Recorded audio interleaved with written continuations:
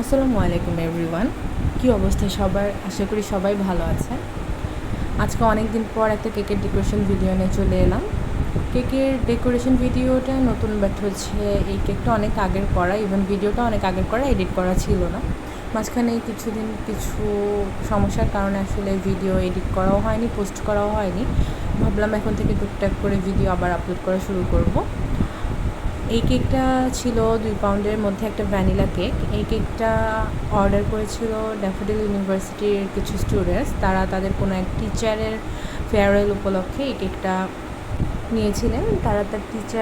তাদের teacher Australia চলে যাচ্ছিলেন, সেটার জন্য তারা ফেয়ারওয়েল উপলক্ষে একটা ওই টাইপ থিমের একটা কেক অর্ডার করেছিলেন।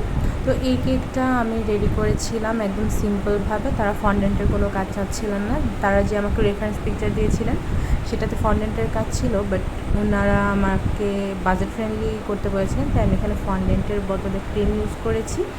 এবং যে প্রিন্টটা দেখতে পাবেন সেখানে আমি এডিবল প্রিন্টের বদলে নন এডিবল প্রিন্ট ইউজ করেছি, যেটা খাওয়ার সময় উঠিয়ে ফেলে দিতে হবে আর কি। তো এই কেকটা নিয়ে একটা স্যাড স্টোরি আছে। সেটা হচ্ছে এই কেকটা যে স্যারের জন্য নিয়েছিলেন, যেদিন কেকটা অর্ডার করেছিলেন আপুরা নেওয়ার পরে জানা গেল যে তাদের স্যার সেদিন আসবেন না। তো এটা আর কি একটা আনপ্ল্যান্ড ব্যাপার ছিল যে স্যারকে সারপ্রাইজ দেওয়া হবে, কিন্তু স্যার না এসে নিজেও সারপ্রাইজ দিয়ে দিয়েছিলেন আর কি। তো পরবর্তীতে আপুরা আমাকে জানালো যে আসলে কী করবে বুঝতে পারছে না, স্যার এরকম আসবে না। পরবর্তীতে আমি বললাম যে আপনারা আপু দেখেন, যদি স্যারের বাসার কাছে কোথাও হয় তাহলে স্যারের বাসায় নিয়ে সরাসরি দেখা করে কেক কেটে আসতে পারেন, অথবা স্যারকে ভিডিও কলে রেখে কেকটা কাট করতে পারেন। তো আপুরা বললেন দেখি কী করি। পরবর্তীতে জেনেছিলাম যে আপুরা ভিডিও কল দিয়ে স্যারকে কেকটা দেখায় এবং ভিডিও কল দিয়ে স্যার কেকটা কাটে। আসলে কেকটা স্যারের ভাগ্যে ছিল না, তাই হয়তো এরকম একটা ইনসিডেন্ট হয়, কিন্তু যারা নিয়েছিলেন পর তারাই কেকটা খেয়ে নিয়েছিলেন আর কি। তো এই কেকটার আমার যে থিমটা দেওয়া ছিল সেটা এই টাইপের ছিল। একটা প্লেন থাকবে, অস্ট্রেলিয়ার একটা পতাকা থাকবে, এটা মানে একটা আকাশের প্লেন প্লাস হচ্ছে একটা অস্ট্রেলিয়ার পতাকা। তো আমি প্রথমে পুরো কেকটাকে আকাশি কালার ক্রিম দিয়ে কভার করে নিয়েছিলাম। এরপর সেটার মধ্যে আমি বর্ডার দিয়ে নিয়েছিলাম একদম সেম কালারের। আর যেহেতু ভিডিওটা অনেক দিন আগের, আমার আসলে মনে নেই কোন নজলটা আমি ইউজ করেছি, আমি বলতে পারছি না আসলে কোন নজলটা ইউজ করেছিলাম। তো আপনারা ডিজাইনটা দেখতে পাচ্ছেন যে ডিজাইনটা কেমন।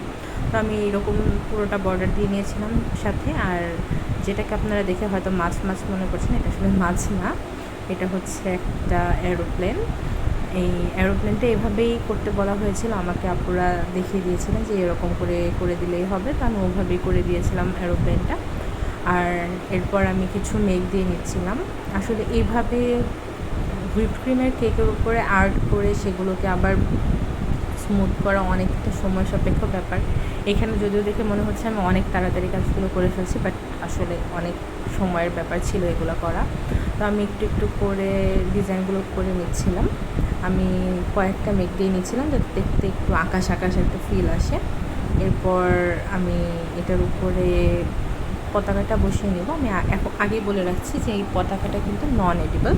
এই নন এডিবল পতাকাটা ইউজ করার কারণ হচ্ছে যেহেতু আমি বাজেট ফ্রেন্ডলি একটা কেক রেডি করছিলাম, তো বাজেট ফ্রেন্ডলি কেকের জন্য আমি এখানে এডিবলও ইউজ করিনি, প্লাস আমি ফন্ডেন্টেরও ইউজ করিনি। আমি জাস্ট নর্মাল একটা প্রিন্টের দোকান থেকে আমি ছোটো করে এই পতাকাটা প্রিন্ট করে নিয়ে এসে আমি নিজের মতো করে কাট করে নিয়েছি। এবং সেটাই আমি পিছনে কিছুটা স্কচ টেপ ইউজ করেছি, যাতে সরাসরি কেকের যে ভেজা ভাবটা সেটা কাগজের গায়ে না লাগে, কারণ লং টাইম যদি এটা রেখে দেওয়া হয় তাহলে কাগজটা ভিজে যাওয়ার একটা সম্ভাবনা থাকে। তাই আমি সবসময় টপারের পিছন সাইডে স্কচ টেপ দিয়ে ভালোভাবে কাভার করে নিই। এরপর আমি বসানোর চেষ্টা করি যাতে লং টাইম থাকলেও কেকের ভেজা ভাবটা যাতে ওই কাগজের উপরে না উঠতে পারে। তো পরবর্তীতে আমি যে দাগগুলো দিয়ে নিয়েছিলাম তার উপরে আবার চকলেট গানাশ দিয়ে আমি কভার করে নিয়েছি, যাতে দেখতে একটু অন্যরকম সুন্দর লাগে। আমি সরাসরি চকলেট গানাশও দিতে পারতাম, কিন্তু তাহলে দেখতে অতটা সুন্দর লাগতো না। আর এই যে এখানে যে ক্যামেরার সামনে চুল দেখতে পাচ্ছেন, এটা ক্যামেরার সামনেই ছিল, এটা কেকের আশেপাশেও যায়নি। আমি যখন লিখতে থাকি তখন লেখার সময় আমি একটু অন্যরকম মনোযোগী হয়ে যাই বেশি, এই জন্য দেখা যায় যে এই জিনিসগুলো অনেক সময় হয়ে যায় যে ক্যামেরার সামনে আমার ফেস বা চুল এসে পড়ছে। তো এটা আপনারা ক্ষমা সুন্দর দৃষ্টিতে দেখবেন। তো আমি পুরোটাকে আগে হোয়াইট কালার ক্রিম দিয়ে লিখে নিয়েছি, এরপর আমি এটার উপর দিয়ে আবার চকলেট গানাশ দিয়ে লিখে নিয়েছি। এটাতে একটা সুন্দর একটা 3D ভাব আসে, প্লাস কালারটা অনেক হাইলাইট হয়। এরপর আমি কিছুটা সুগার বলস ইউজ করছিলাম, যেটা হচ্ছে আমার রেফারেন্স পিকচারে ছিল। আমি ছোট বড় মিলে কিছু সুগার বলস আমি এলোমেলোভাবে ছড়িয়ে ছিটিয়ে দিচ্ছিলাম, যাতে দেখতে একটু বেশি সুন্দর লাগে।